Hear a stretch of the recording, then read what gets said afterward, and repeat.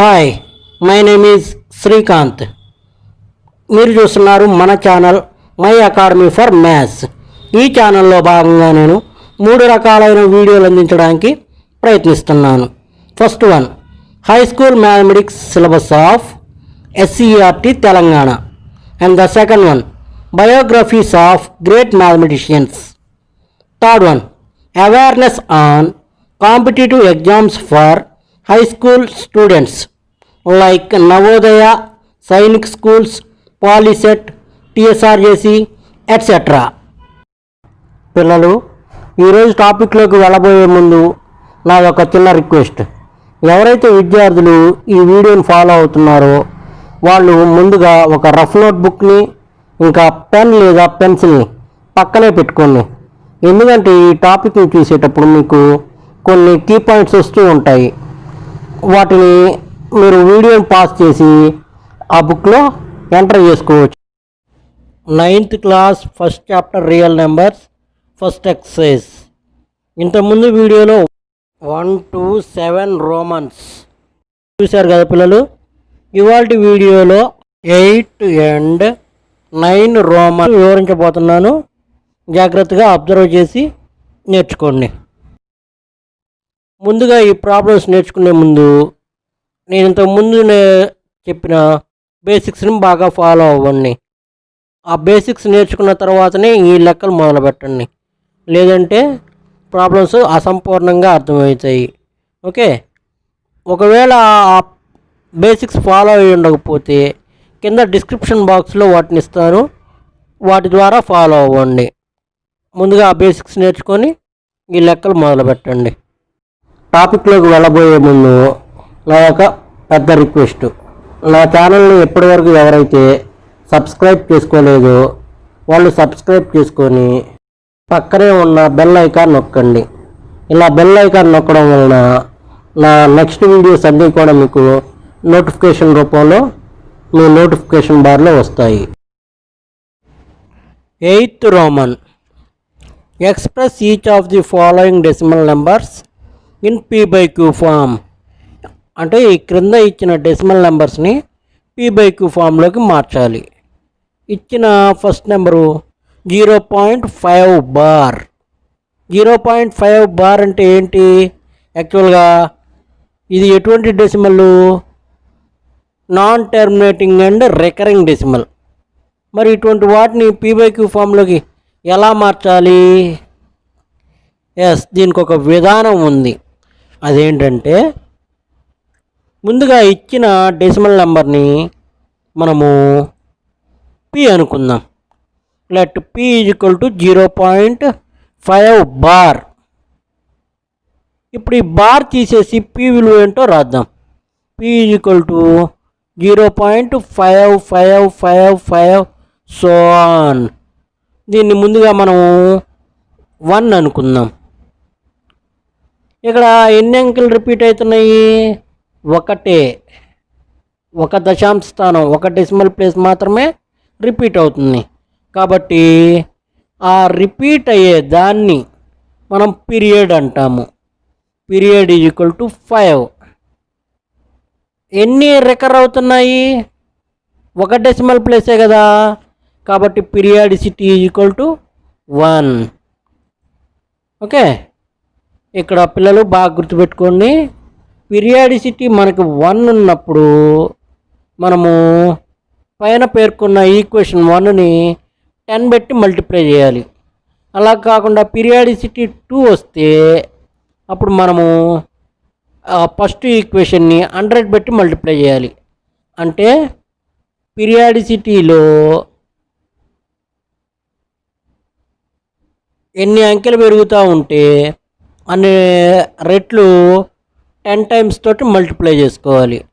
అంటే ఈ విధంగా ఒకసారి చూడండి, ఇక్కడ పీరియడ్ 5, పీరియాడిసిటీ 1, కాబట్టి మనము 10 పెట్టి మల్టిప్లై చేసుకోవాలి. ఓకే, మరి ఈ లెక్కలో 10 పెట్టి మల్టిప్లై చేస్తున్నాం కదా. First multiply 10 with 1. 10 × p = 10 × 0.555 so on. అప్పుడు 10p is equal to decimal place అన్నది రైట్ సైడ్ ఒక డెసిమల్ ప్లేస్ జరిగిద్ది పాయింట్ అన్నది. ఓకే, కాబట్టి 5.555 సోన్. ఓకే, ఇప్పుడు దీన్ని మనము 2 అనుకుందాం. ఇప్పుడు 1 ఉంది, 2 ఉంది. ఈ రెండింటిని ఒకదాంట్లోంచి ఒకదాన్ని సబ్ట్రాక్ట్ చేద్దామే. డూ 2 మైనస్ 1 అంటే 10p is equal to 5.555 so on, p is equal to 0.5555 so on. ఇప్పుడు 10pలోంచి ఒక p పోతే 9p. అలాగే ఈ రైట్ సైడ్ చూడండి ఒకసారి, 5లోంచి 5 పోతే 0. అట్లా ఆ విధంగా పాయింట్ తర్వాత ఉన్న డెసిమల్స్ అన్నీ జీరోస్ అయిపోయి 5లోంచి 0 పోతే 5 కాబట్టి 5 మిగులుతుంది. అంటే 9p ఈజ్ ఈక్వల్ టు 5 వచ్చింది. ఇప్పుడు p తోటి ఉన్న 9ని మనం రైట్ సైడ్కి ట్రాన్స్పోజ్ చేద్దాం. p తోటి ఉన్న 9 మల్టిప్లై చేస్తుంది, మనకి రైట్ సైడ్ వెళ్తే డివిజన్ చేస్తుంది. కాబట్టి p ఈజ్ ఈక్వల్ టు 5/9. అంటే మొత్తంగా దీని విలువ second bit in 8th Roman. The given rational number is 3.8 bar. ముందుగా దీన్ని p is equal to 3.8 bar అని రాసుకుందాం. Let p is equal to 3.8 bar. ఈ బార్లో ఉన్న నెంబర్ని విస్తరిద్దాం. p ఈజ్ ఈక్వల్ టు 3.8888 సాన్. దీన్ని 1 అనుకుందాం. ఇక్కడ పీరియడ్ రిపీట్ అవుతున్న డెసిమల్ ప్లేస్ ఏంటి? 8. కాబట్టి పీరియడ్ ఈజ్ ఈక్వల్ టు 8. అలాగే ఎన్ని రిపీట్ అవుతున్నాయి? ఒక డెసిమల్ ప్లేసే కదా, కాబట్టి పీరియాడిసిటీ ఈజ్ ఈక్వల్ టు 1. కాబట్టి 1 ఉన్నప్పుడు ఇంతకుముందు 10 మల్టిప్లై చేయాలని చెప్పే కదా, మల్టిప్లై 10 విత్ 1 ఈక్వేషన్. ఫస్ట్ ఈక్వేషన్ని 10 తోటి మల్టిప్లై చేద్దాం. 10 into p is equal to 10 into 3.888 so on. 10p is equal to 38.8888 so on. దీన్ని 2 అనుకుందాం. ఇప్పుడు 2లోంచి 1ని సబ్ట్రాక్ట్ చేద్దాం. Do 2 minus 1. 10p is equal to 38.888 so on minus p is equal to 3.88888 so on. ఇప్పుడు 10pలోంచి p పోతే 9p. పాయింట్ తర్వాత ఉన్నటువంటి 8 అనే డిజిట్స్ అన్నీ కూడా క్యాన్సిల్ అయిపోతాయి. 38లోంచి 3 పోతే 35. ఇక్కడ రైట్ సైడ్లో 35 వచ్చింది. అలాగే 9p అంటే 9 ఇంటూ p. ఈ 9ని లెఫ్ట్ నుంచి రైట్కి ట్రాన్స్పోజ్ చేస్తే అది డివిజన్ అవుతుంది. కాబట్టి 35/9. p is equal to 35/9. Therefore 3.8 bar is equal to 25/9. Third bit in 8th Roman.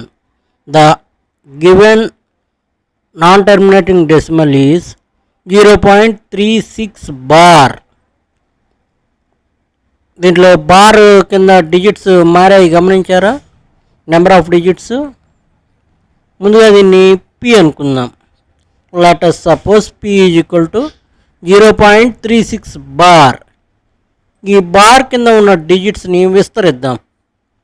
p is equal to 0.363636 1. ఇలా మనం ఎన్నిసార్లు అయినా కానీ ఈ పెయిర్ ఆఫ్ డిజిట్స్ని వేసుకోవచ్చు. ఈ ఈక్వేషన్ని మనము 1 అనుకుందాం. ఇక్కడ ఎన్ని డిజిట్స్ రిపీట్ అవుతున్నాయి? ఏమేమి డిజిట్స్ రిపీట్ అవుతున్నాయి? 36 అనే డిజిట్స్ రిపీట్ అవుతున్నాయి. అలాగే 2 డిజిట్స్ మొత్తంగా రిపీట్ అవుతున్నాయి. 36 అనే డిజిట్స్ రిపీట్ అవుతున్నాయి కాబట్టి దాన్ని పీరియడ్ అందాం. Period is equal to 36 and periodicity is equal to 2. Periodicity 2 అయినప్పుడు మనము 100 పెట్టి మల్టిప్లై చేసుకోవాలా. Multiply 100 with 1. 100 into p is equal to 100 into 0.36363636 సాన్ 100 పీ ఈజ్ ఈక్వల్ టు 36.363636 సాన్. ఓకే, ఇప్పుడు దీన్ని 2 అనుకుందాం. ఇప్పుడు ఈ సెకండ్ ఈక్వేషన్ని ఫస్ట్ ఈక్వేషన్ నుంచి తీసేద్దాం. Do 2 minus 1. 100 p is equal to 36.36363636 so on. P is equal to 0.363636 so on. Minus చేస్తున్నాం కాబట్టి మైనస్ సింబల్. 100 పీలోంచి పీ తీసేద్దాం. 100 పీలోంచి ఒక పీ సబ్ట్రాక్ట్ చేస్తే 99 పీ. అలాగే ఈ రైట్ సైడ్లో పాయింట్ తర్వాత ఉన్న డెసిమల్స్ అన్నీ కూడా క్యాన్సిల్ అయిపోతాయి, జీరోలు అవుతాయి. కాబట్టి 36 మైనస్ 0 ఈక్వల్ టు 36. అంటే మొత్తంగా మనకేమొచ్చింది ఈక్వేషను 99 పీ ఈక్వల్ టు 36. ఈ 99 పీతో ఉన్నదాన్ని 99ని రైట్ సైడ్కి ట్రాన్స్పోజ్ చేద్దాం. ఇక్కడ 99 పీ అంటే 99 ఇంటూ పీ. ఈ మల్టిప్లైతో ఉన్న 99 అవతలకి వెళ్తే మనకి డివిజన్ అయిపోతుంది. కాబట్టి పీ ఈక్వల్ టు 36/99. ఇక్కడ 36 99 కామన్గా క్యాన్సిల్ అయితే అబ్జర్వ్ చేసుకోండి. 9 4 జా 36, 9 11 జా 99. కాబట్టి 4/11. Therefore 0.36 bar is equal to 4/11. Now fourth bit in 8th Roman. The given number is 3.127 bar. దీని ముందుగా p అనుకుందాం. Let p equal to 3.127 bar. ఇక్కడ అబ్జర్వ్ చేయండి పిల్లలు, 7 అనే డిజిట్కి మాత్రమే బార్ ఉంది, మిగిలిన రెండిటికి లేదు. Okay, so p equal to 3.1277777 so on. దీన్ని 1 అనుకుందాం. ఇక్కడ ఎన్ని డిజిట్స్ రిపీట్ అవుతున్నాయి? ఒకటే. రిపీట్ అవుతుంది ఏంటి? 7. Period is equal to 7 and periodicity is equal to 1. So multiply 10 with 1. 10 into p equal to 10 into 3.12777 so on. So 10p is equal to 31.2777 so on. దీన్ని 2 అందాము. ఇప్పుడు ఈ సెకండ్ ఈక్వేషన్ని ఫస్ట్ ఈక్వేషన్ని ఒకదానికొకటి సబ్ట్రాక్ట్ చేద్దాం. Do 2 minus 1. 10p is equal to 31.2777 so on minus p equal to 3.12777 so on.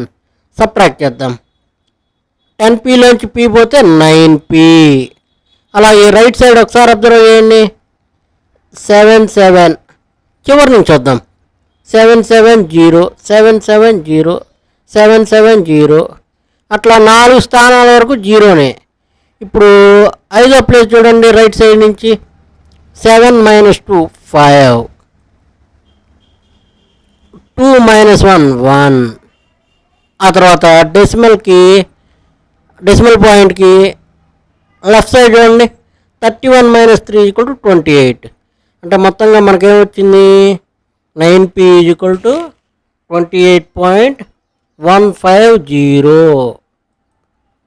So p equal to 28.15/9. Left side ఉన్న 9ని right సైడ్కి మార్చుకున్నాను, ట్రాన్స్పోజ్ చేశాను. అటువైపు మల్టిప్లై చేస్తుంది, ఎదురుకు వచ్చేసరికి డివిజన్ చేస్తుంది. ఇక్కడ మొత్తంగా మళ్ళీ డెసిమల్ పాయింట్ వచ్చింది, అబ్జర్వ్ చేశారా? లాస్ట్లో వచ్చే న్యూమరేటర్ని అబ్జర్వ్ చేయండి. 28.15/9. ఈ పాయింట్ తర్వాత మళ్ళీ వచ్చినాయి కాబట్టి ఆ పాయింట్ తర్వాత ఎన్ని డిజిట్స్ ఉన్నాయో లెక్క పెట్టుకొని ఆ పాయింట్ని ఎలిమినేట్ చేసి డినామినేటర్లో పంపించుకుందాం. దాంతో 2815 బై 900 వస్తుంది. దీన్ని క్యాన్సిల్ చేసుకుందాం. 5 తోటి క్యాన్సిల్ చేసుకుంటే 563/180. Therefore 3.127 bar equal to 563/180. 9th Roman question is, without actually dividing, find which of the following are terminating decimals. ఇక్కడ మనకి కొన్ని p/q రూపంలో ఉండే నెంబర్లు ఇస్తారు, రేషనల్ నెంబర్స్. వాటిని మనం డివిజన్ చేయకుండానే అవి టర్మినేట్ అవుతాయా కావా అని చెప్పాలి. ఇటువంటి లెక్కలకి నేను ఇంతకుముందు ఒక థీరం చెప్పాను, దాన్ని ఒకసారి ఫాలో అవ్వండి. ఒకవేళ చూడకపోయినా ప్రాబ్లం లేదు, మరలా ఒకసారి బ్రీఫ్గా వివరిస్తాను. మనకి ఇచ్చిన డినామినేటర్లో ఓన్లీ 2 ఫ్యాక్టర్సు లేదా 5 ఫ్యాక్టర్సు లేదా 2 into 5 ఫ్యాక్టర్స్ మాత్రమే ఉంటే అవి టర్మినేటింగ్ డెసిమల్స్ అవుతాయి. బాగా గుర్తుపెట్టుకోండి పిల్లలు, మనకి నాన్ టర్మినేటింగ్ అవ్వాలంటే 2, 5 మాత్రమే కాకుండా ఇంకే ఫ్యాక్టర్స్ అయినా ఉండాలి, ప్రైమ్ నెంబర్స్. అంటే 3, 7, 11, 13 ఇలాంటి ఫ్యాక్టర్స్ రావాలి. అప్పుడు అవి నాన్ టర్మినేటింగ్ అవుతాయి. లేదు అంటే అవి టర్మినేటింగ్. ఏ విధంగా? ఓన్లీ 2 ఫ్యాక్టర్ ఉండాలి, లేదా 5 ఫ్యాక్టర్ ఉండాలి, లేదా 2 into 5 ఫ్యాక్టర్స్ ఉండాలి. వీటితో పాటు ఇంకేమైనా ఫ్యాక్టర్స్ వచ్చాయి అంటే 3, 7, 11 ఇలాంటివి వచ్చాయంటే అవి non terminating and repeating decimals అవుతాయి. ఓకేనా పిల్లలు? ముందు ఫస్ట్ ఒక లెక్క చూద్దాం. 3/25. 3/25 అంటే ఇక్కడ డినామినేటర్లో 25 ఉంచుకోండి. 25ని మనం 5 స్క్వేర్ అని రాసుకోవచ్చు, అంటే 5 into 5. నేను ఇందాక చెప్పా కదా 2 ఫ్యాక్టర్స్ కానీ 5 ఫ్యాక్టర్స్ కానీ రావాలని. కాబట్టి ఇది టర్మినేటింగ్ డెసిమల్ అవుతుంది. So it is a terminating decimal. Second bit 11/18. ఇక్కడ డినామినేటర్ 18. 18ని ప్రైమ్ ఫ్యాక్టరైజేషన్ చేసుకుందాం. అప్పుడు ఏమొస్తుంది? 11/2 into 3 into 3. ఇక్కడ 2తో పాటు వేరే ప్రైమ్ ఫ్యాక్టర్స్ కూడా వచ్చాయి. ఇందాక నేను చెప్పా కదా నాన్ టర్మినేటింగ్లో 3, 11, 7, 17 ఇట్లా రావాలని. ఇక్కడ 3 వచ్చింది చూడండి. కాబట్టి it is not a terminating decimal. మనం ఏమని రాయాలంటే it is A non terminating decimal అని రాస్తే సరిపోతుంది. తర్వాత బిట్టు 13/20. 20ని ఇక్కడ ప్రైమ్ ఫ్యాక్టరైజేషన్ చేద్దాం. 13/2 square into 5. 20ని మనం ఏమని రాయొచ్చు? ఎస్, 2 into 2 into 5 కదా. 2 into 2 అంటే 2 square. మనకు కావాల్సిన టర్మినేటింగ్ డెసిమల్ అని చెప్పడానికి 2 ఫ్యాక్టర్ 5 ఫ్యాక్టర్స్ ఉన్నాయి కదా, ఇంకా వేరే ప్రైమ్ ఫ్యాక్టర్స్ ఏం లేవు కదా. కాబట్టి మనం దీన్ని ఏమనొచ్చు? Yes, it is a terminating decimal. Next bit 41/42. ఇక్కడ డినామినేటర్ 42. 42ని మనము ఒకసారి ప్రైమ్ ఫ్యాక్టరైజేషన్ చేద్దాం. 6, 7 జా, 6ని 2, 3 జా అని రాయొచ్చు. అంటే 41/2 into 3 into 7. మీరు పక్కనే రఫ్లో చేసుకోండి నేను ఇలా చెప్తున్నప్పుడు. 41/2 into 3 into 7. ఇక్కడ చూసారా, టర్మినేటింగ్ అని చెప్పడానికి వీల్లేదు. ఎందుకని? ఉండకూడని ప్రైమ్ ఫ్యాక్టర్స్ ఉన్నాయి, 3, 7 కదా. టర్మినేటింగ్ అని చెప్పాలంటే 2 లేదా 5 లేదా 2 into 5 ఈ మూడిట్లో ఏదో ఒక కాంబినేషనే ఉండాలి. కానీ అవి కాకుండా వేరే ప్రైమ్ ఫ్యాక్టర్స్ కూడా ఉన్నాయి కాబట్టి ఇది టర్మినేటింగ్ డెసిమల్ కాదు కదా. ఏమని రాయాలి అప్పుడు? So it is A non terminating decimal.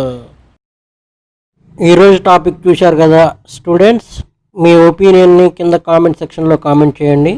అలాగే మీ ఫ్రెండ్స్కి షేర్ చేసి ఎవరైతే ఇంకా సబ్స్క్రైబ్ చేసుకోలేదో వారిని కూడా సబ్స్క్రైబ్ చేసుకోమనండి. ఈ వీడియో కనుక మీకు నచ్చినట్లయితే లైక్ బటన్పై క్లిక్ చేసి నన్ను ఎంకరేజ్ చేయగలరు. ఓకే వ్యూయర్స్, ఇది ఈరోజు టాపిక్. తర్వాత వీడియోలో ఇంకో టాపిక్తో కలుద్దాం.